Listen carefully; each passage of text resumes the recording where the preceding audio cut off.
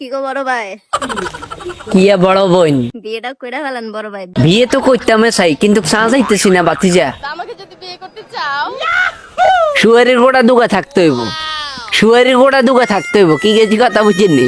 এমন করে চিল্লাই কে বেটা? তোমার 10টা বাড়ি থাকতে হবে।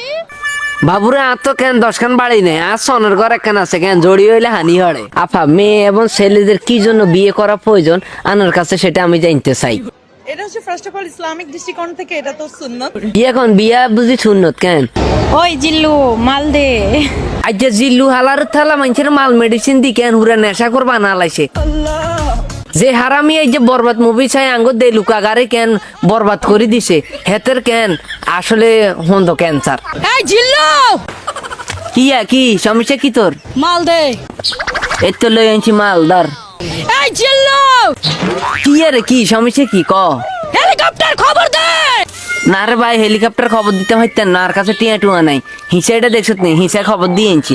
এমন একটা বাড়ি দিম কেন হোগা সব যাঁচড়া হয়ে যাইব। আমি যাকে বিয়ে করব তার মাসিক ইনকাম 1 কোটি টাকা হওয়া উচিত। কতন উড়িয়েছে আবার স্ক্র্যাপ ডেট আবার মাল, এটা ঘটনা কিটা? কারণ আমার রূপ যৌবন আছে, তো এই জন্য সে আমাকে বিয়ে করবে। তোর রূপ জৈবনের মধ্যে আমি মনে কর হিসাব করে দিতাম, কিনলে জানোস নেই তোর আসলে আবাসিক হোটেলে 300 টাকা করে বলা, তোরা যাস না।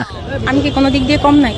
বুড়া শরীর 300 টাকা, বুড়া শরীর 300 টাকা, জোয়ান শরীর 800 টাকা। বিয়ে শিয়েতে কি করবেন না বড় ভাই?